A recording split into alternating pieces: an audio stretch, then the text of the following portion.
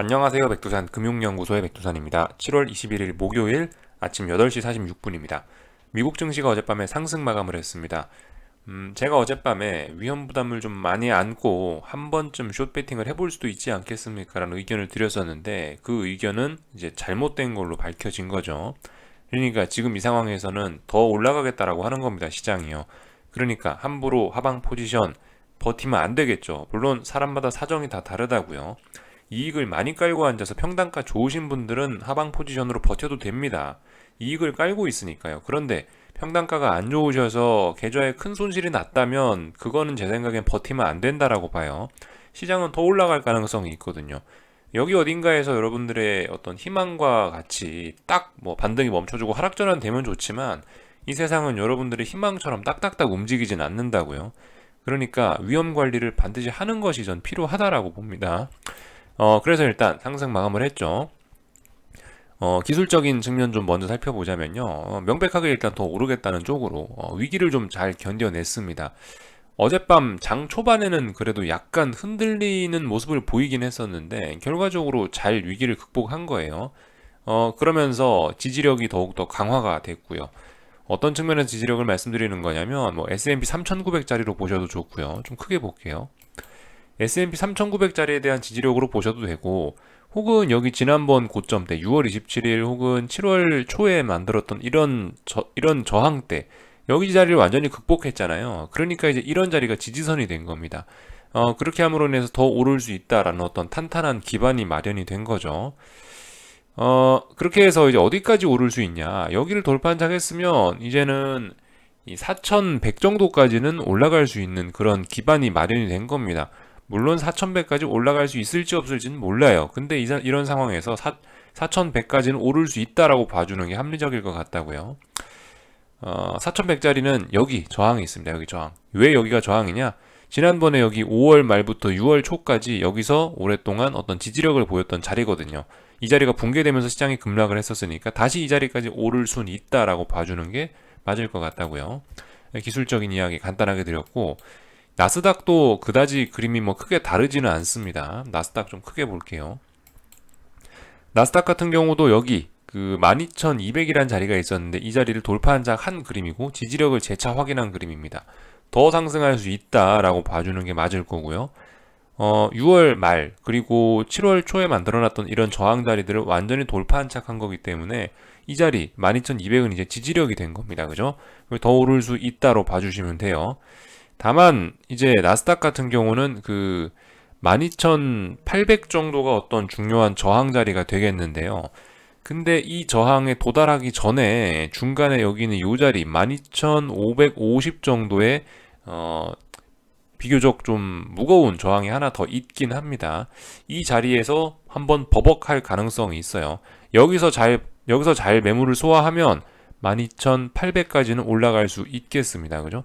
일단 당장 코앞에 왔어요. 12,550 정도 말씀드렸는데 이 자리에 대한 저항 테스트를 잘 보시면 되겠습니다. 이 자리가 저항인 이유는 여기 지난번 그죠? 6월 초에 이 자리를 계속 지지했었던 자리이기 때문에 이 자리가 지금은 저항이 되는 겁니다. 이런 점들 간단하게 보시면 좋을 것 같고 사실 일단 더 올라갈 수 있다고요. 그죠? 이런 상황에 잘못 버티면 위험할 수 있다고요.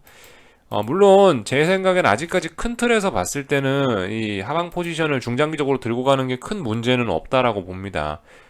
어제의 상승으로 인해서 기술적인 측면에서 나스닥과 S&P가 단기 상승 추세를 만들어내긴 했어요. 드디어 단기 상승 추세로 전환이라고 할 수 있단 말입니다. 왜? 저점과 저점이 높아졌고요.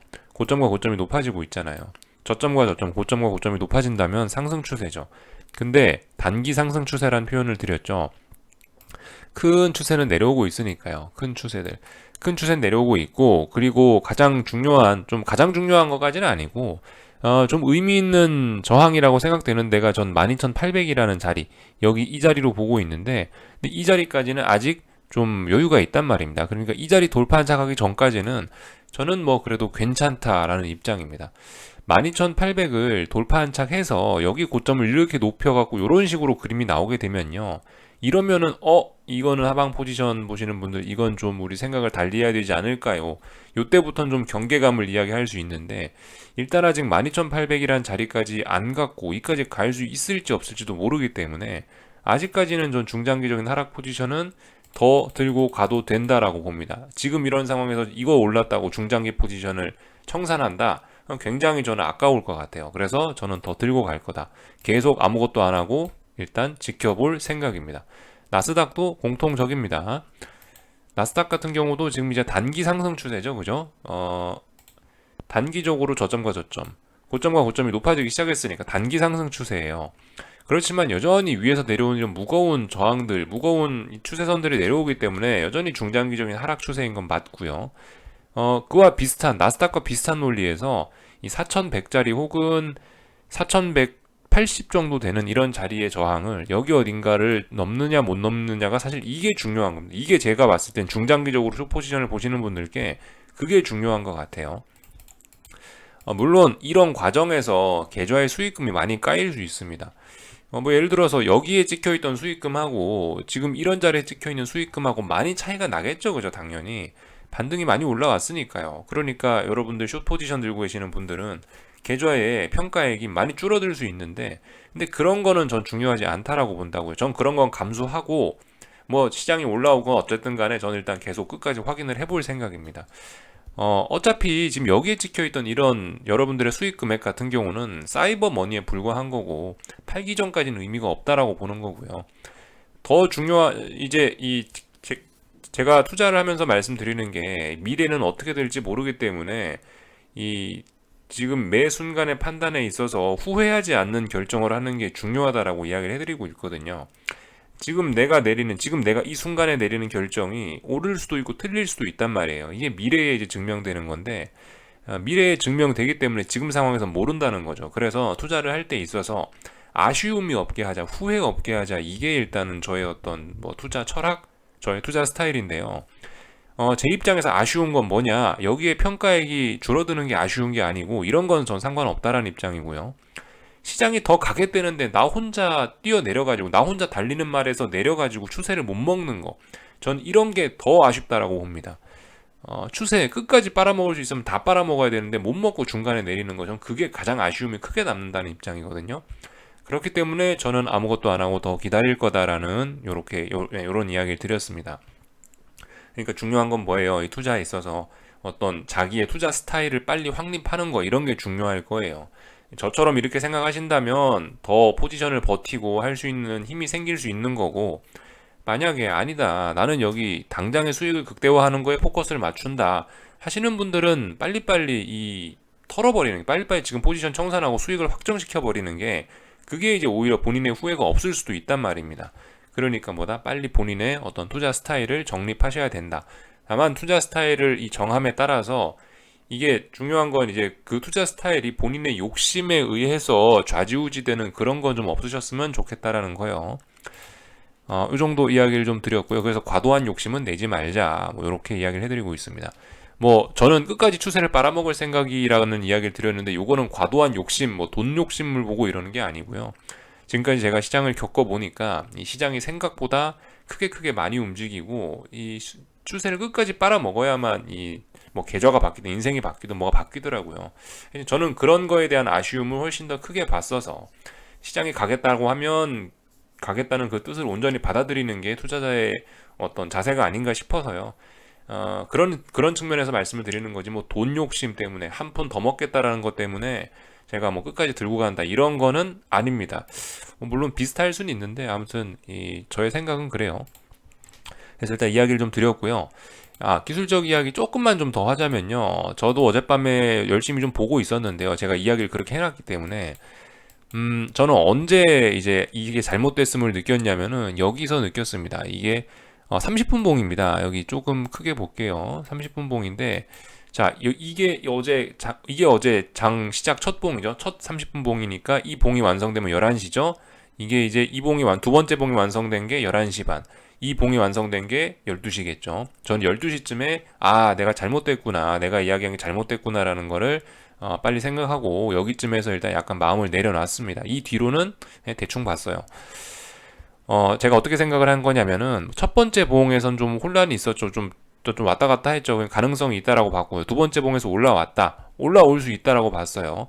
올라올 수 있는데, 그러면 이 봉이 이 봉을 빨리 뒤집으면 됩니다. 근데 이 12시에 완성된 이 봉이 결과적으로 더 올라서 마감됐잖아요. 볼린저 밴드를 찍고 올라가면서 더 강력한 매수세가 있다라고 이야기했기 때문에 되돌렸었으면은 괜찮다고요. 다 되돌렸었으면은 밤새 지켜보면서 좀 버틸 수가 있었는데 오히려 올랐죠. 그러니까 이런 상황에서는 포기하는 게 맞다라는 생각을 했고요. 그러니까 뭐다? 이 개개인의 평단가에 따라서 대응하는 게 맞다고요. 어젯밤 이런 자리에서 물 타셨으면 또 굉장히 또 속이 쓰리고 그런 일이 있을 수 있기 때문에 하여튼 여러분들 물 타기는 정말 정말 신중하셔야 되겠습니다. 자, 일단 요 정도 기술적 이야기는 오늘 요 정도까지 할게요. 그래서 뭐 거래량도 조금씩 늘어나고 있고 더 올라간다라고 봐주자 말씀을 드렸습니다. 변동성 지수까지만 좀 볼까요? 변동성 지수도 사실 그죠 거의 죽었어요. 이렇게 되면 죽었다고 봐야 돼요. 24에 대한 지지력이 일단 없다라고 보는 게 맞습니다. 그래서 전저점까지 내려왔죠. 예, 지지력이 없다. 살아날 수도 있었는데 못 살아났다라는 거, 더 죽는다라고 보는 게 맞을 겁니다.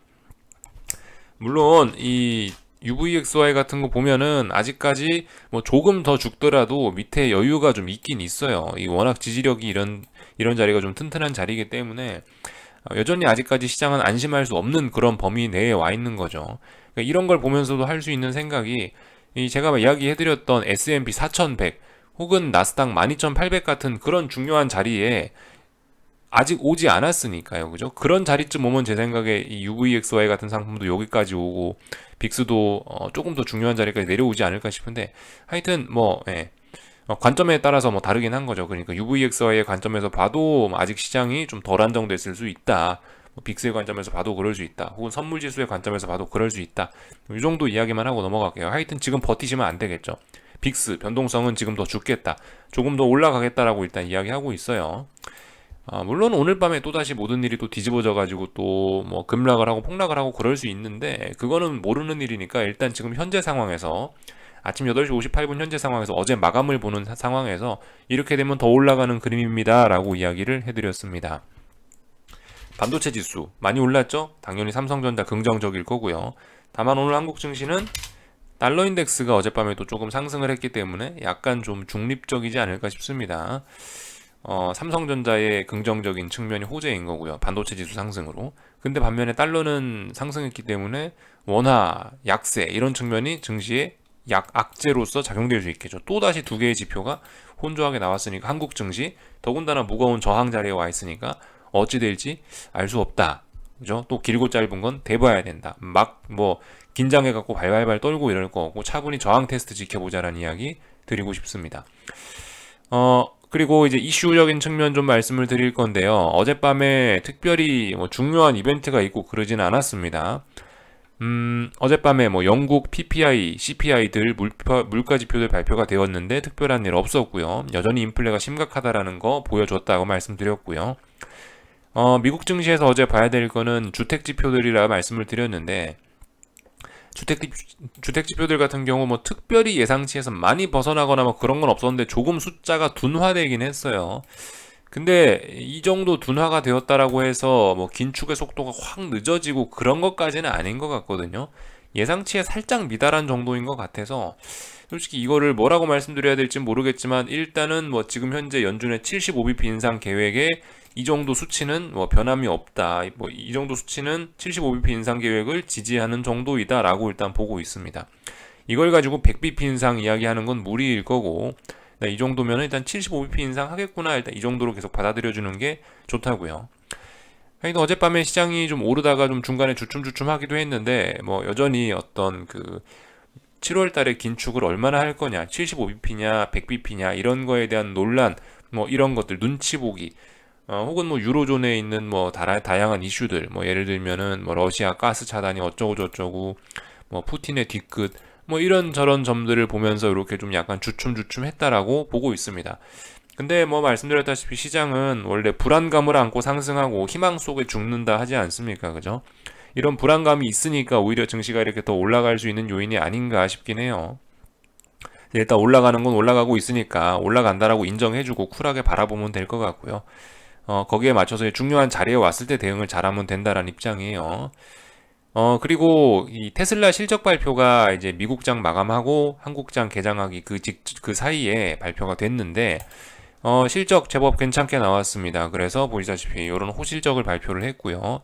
예상치 조금씩 넘어서거나 하는 모습 거의 보여줬고, 그 테슬라 사장님 누구죠? 일론 머스크. 비트코인 뭐 많이 청산했다 하더라고요. 예, 역시나 대단합니다. 능력 좋아요.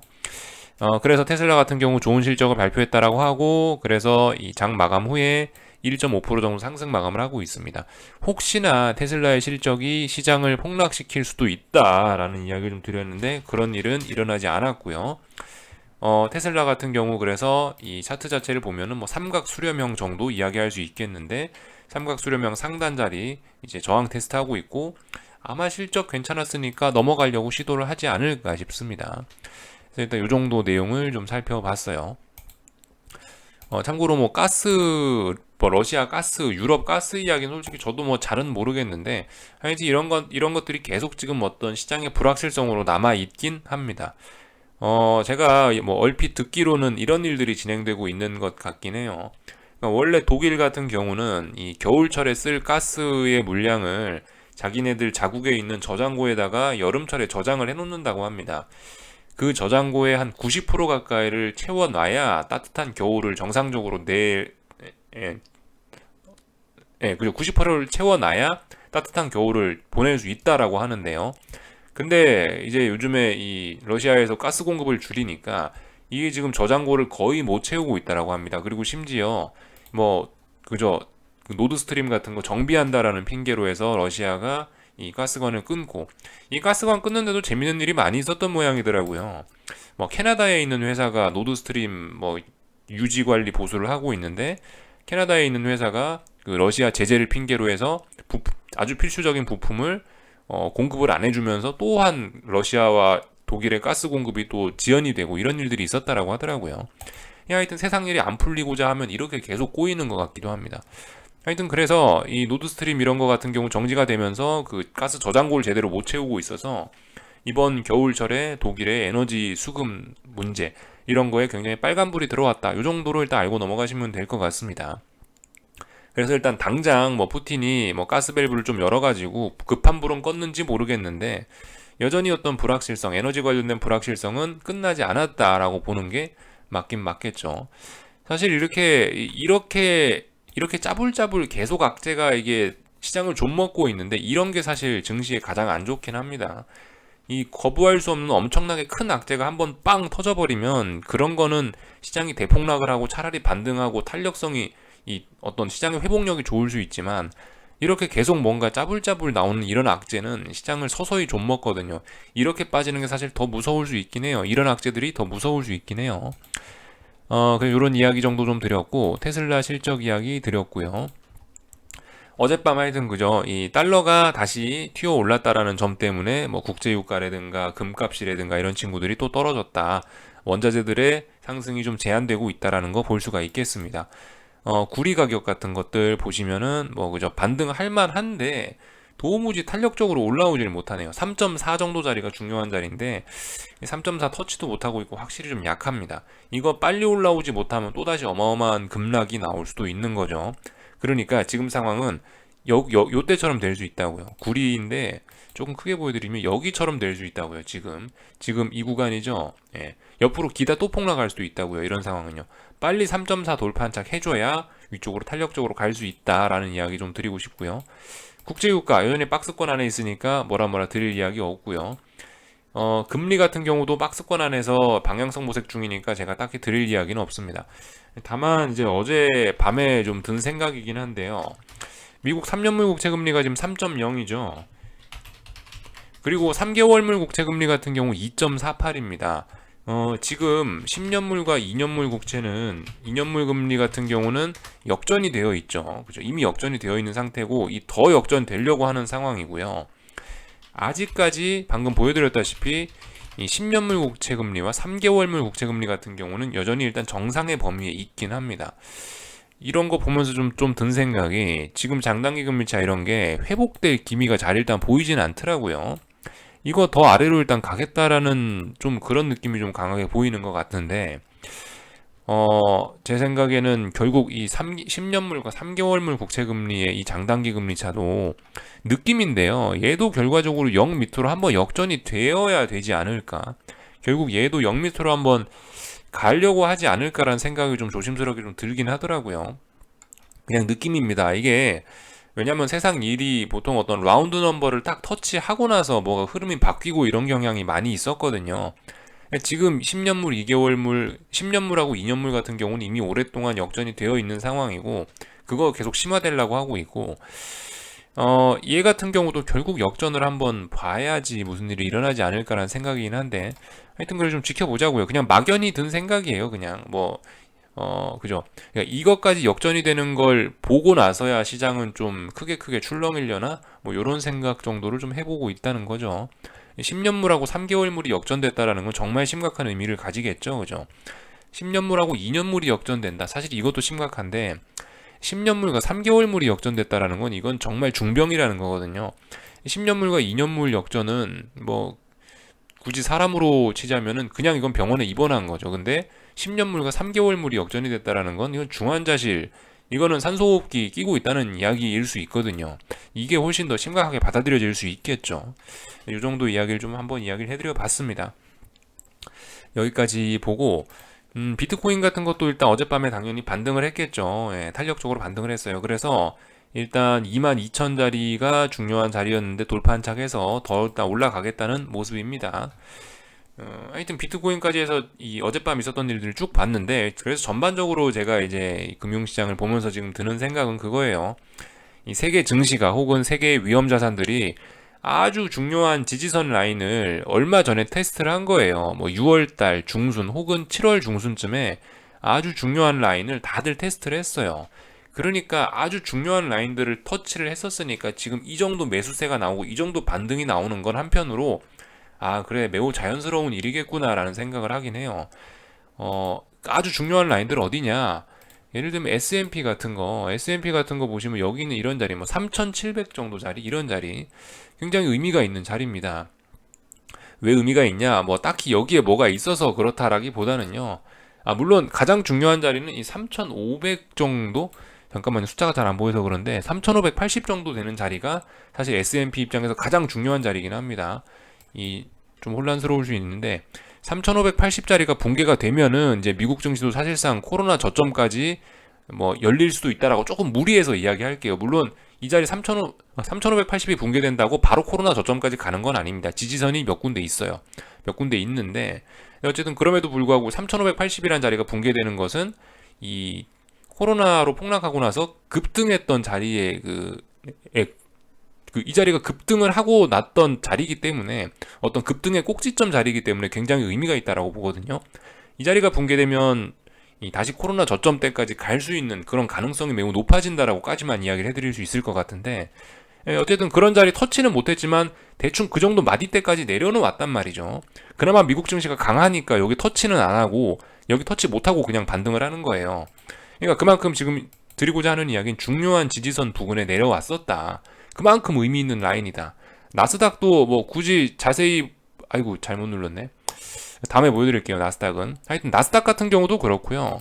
지금 예를 들면 달러 인덱스 같은 경우도 그렇고 달러 인덱스 같은 경우도 어때요? 아주 중요한 라인 어디였어요? 페리티 유로화와 달러화가 페리티 되는 지점까지 그 자리가 109죠. 109까지 올랐단 말이에요. 그러니까 당연히 이게 하락할 수 있는 그런 자리예요. 조정 나올 수 있는 그런 자리예요. 나스닥 같은 경우도 제가 아까 전에 선물 차트 실수로 닫아서 그런데 나스닥 같은 경우도 지금 굉장히 중요한 지지선 예를 들면 이런 자리가 좀 중요하단 말입니다. 나스닥은 S&P보다 확실히 훨씬 약하긴 하네요. 그죠? 이미 코로나 때 급등했던 그 꼭지점 자리를 붕괴시키고 이 코로나 때 급등했던 그 자리에 대한 조정의 바닥자리 조정이었을 때 바닥자리까지 내려왔으니까 굉장히 중요한 자리죠. 이 자리 붕괴되면 진짜 코로나 저점까지 열린다는 거죠. 이런 자리들. 이 자리가 뭐예요? 한국 코스피로 보면 선물 300이라고요. 혹은 원달러 환율은 어떻습니까? 1300원짜리가 어떤 지난 10년간의 저항 이런 자리였잖아요. 원달러 환율도 중요한 자리를 넘어섰단 말이에요. 넘어섰으니까 조정 나올 수 있죠. 국제유가는 어떻습니까? 7월 중순에 폭락해갖고 95달러가 넥라인이라고요. 지지력을 테스트하는 그 상승 추세냐 하락 추세냐를 결정하는 라인인데 $90 자리를 심각하게 붕괴시키고 다시 터치하고 올라왔단 말이에요. 그러니까 반등 나올 수 있죠. 이런 입장에서 저는 보고 있습니다. 굉장히 중요한 지지선들까지 힘차게 내려왔기 때문에 이 정도 반등은 나올 수 있다라는 입장이긴 하고요. 근데 이제 좀 중장기적으로 봤을 때는 저렇게 반등 나와야 될 자리에서 꼬박꼬박 반등 나오는 건 별로 증시의 반등에 도움이 되지는 않을 거예요. 그죠? 예를 들어 지금 이제 그죠? 이렇게 올랐다가 중요한 자리까지 와서 딱 반등을 하는 건데, 반등할 자리에서 반등하는 건데, 반등할 자리에서 반등 못하고 폭락을 해버리면은 이게 언더슈팅으로 해석이 되면서 증시의 바닥 만들기 혹은 증시의 고통을 빨리 끝낼 수도 있단 말이야. 근데 지금 반등해야 될 지지선 왔다고 딱 정확하게 반등을 해버리면 하락 추세 중에 이거 다시 하락 추세 진행되면서 더욱더 고통스러운 미래가 생길 수도 있다고요. 그죠? 지금은 이런 이야기 하는 게 하락 추세니까 뭐 합리적일 수 있을 것 같아서 이야기를 해드리는데, 그러니까요. 삼성전자 같은 경우도 어떻습니까? 매우 중요한 삼성전자는 이미 박살이 많이 났네요. 그죠? 이미 매우 중요한 라인을 깨버리긴 했네요. 이거 아무튼 단기 낙폭 과대 혹은 뭐 중요한 지지선 부근까지 폭락을 했었으니까 이 정도 반등하는 거 자연스럽다 이야기를 해드릴 수 있겠고, 오늘 한국 증시 이야기를 좀 이제 할 건데 이거 오늘 하락이 자연스러운 날이었죠. 근데 오늘 미국 증시 호조로 인해서 미국 증시가 잘 나갔기 때문에 갭상승 출발해 버렸죠. 가야 될 때 못 간 거예요. 이제 이렇게 되면 뭘 봐야 되냐? 오늘 62,000원에 대한 저항 테스트 하게 되겠죠. 그래서 이 부분의 매물 소화 과정을 잘 보시면 되겠고, 일단 더 올라갈 수 있다라고 보는 게 맞을 거라고요. 물론 오늘 여기서 또다시 하락 마감해버리면 또다시 저항만 누적시키는 거고 괘씸죄만 쌓이는 건데, 일단 오늘 빠져야 될 자리에서 안 빠지고 있다는 점 보셔야 되겠습니다. 당연히 코스피도 아마 좋긴 하겠죠. 코스피 같은 경우는 오늘 뭘 봐야 될까요? 320짜리 어떤 저항 테스트 이런 것들 보셔야 되겠죠. 하여튼 더 올라간다라고 봐주시면 되겠습니다. 반등시 매도 전략을 하기에는 조금 껄끄러운 모습인 것 같긴 해요. 차라리 오늘 이 갭상승을 좀 더 많이 해가지고 시작부터 319 이런 자리에, 시작부터 뭐 318.5 이런 자리에 갖다 붙었으면 선물이, 그러면 반등시 매도 전략 이런 거 한 번쯤 해볼 수도 있겠는데 솔직히 모르겠습니다. 아직 뭐 하방 포지션 쪽으로 살아날 가능성이 아예 없다고는 이야기를 못 드리겠는데 가능성이 있긴 있죠. 근데 솔직히 오늘 이런 분위기, 어제 미국장 마감 분위기 이런 걸 보니까 일단 좀 그죠, 하방 쪽으로 보기는 어려운 것 같아요. 더 올라갈 수 있다라고 좀 봐주자고요. 320자리에 저항이 중요하다는 말씀 드렸는데 320자리에 대한 저항 테스트가 좀 오래 걸릴 수 있겠다 이렇게 생각하시면 되겠죠. 아무튼 한국 증시 같은 경우는 워낙 완연한 하락 추세이기 때문에 솔직히 뭐 320이 중요한 자리긴 한데요. 그 자리를 좀 돌파한 짝에서 더 올라간다라고 해도 이게 뭐 제가 뭐 하락 추세가 완전히 극복되고 있습니다, 상승 추세로 전환됩니다, 이런 이야기는 할 생각이 없습니다. 그런 이야기 할 수 없죠.